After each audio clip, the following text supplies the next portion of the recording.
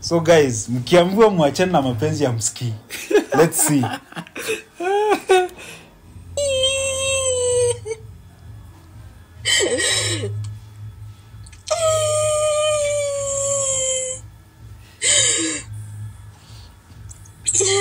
Wando, siku zuri.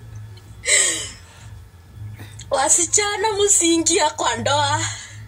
Wachaneni na mapenzi. Nasikia nichukue kitu nijindunge nikufe. No. I wish I knew.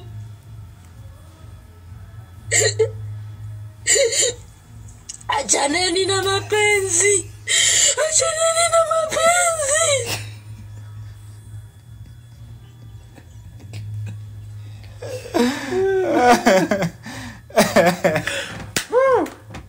Oh no, this is crazy.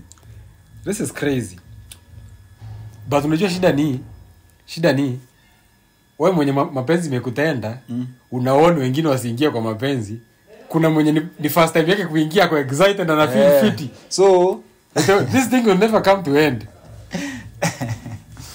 Wengine wakitoka kuna wenye wanangangana kuingia. Lakini kuna okay, kuna kitu mimi sijaelewa.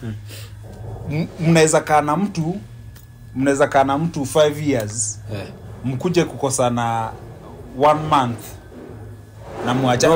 Ona mkosane 1 month na muachane. Lakini sasa wewe una take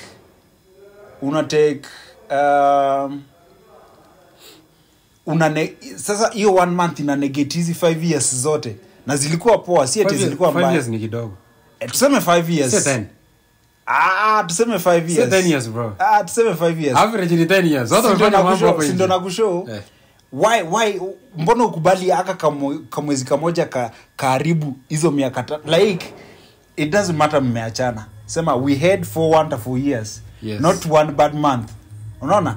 Akili zetu ziko programmed kuconcentrate na kwa negative pekee. So nasema au mzee alinitenda siku moja lakini mlikuwa happy siku how many days?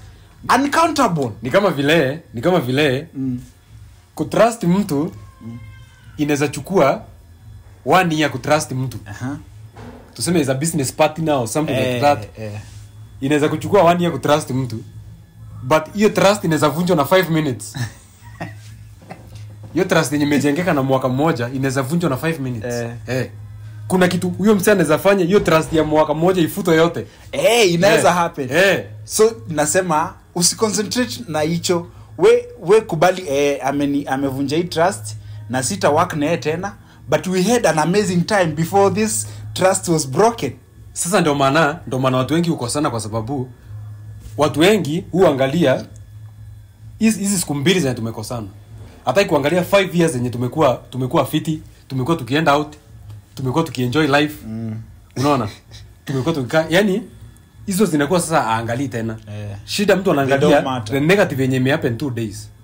Of which ingekuwa watu wengi wana consider hii time mmekuwa pamoja na vitu mzuri mmefanya mko pamoja. Hakuna tungekuwa nakosana. By the way, sasa na hivyo ndivyo inafaa actually. Every time mtu anakukosea, always rush to look for the good. Acha kuangalia hii kitu moja imehappen. The negative. Angalia zile vitu mingi mzuri zimehappen. Uone kama mtu anahitaji chance nyingine. That's how you give someone a chance.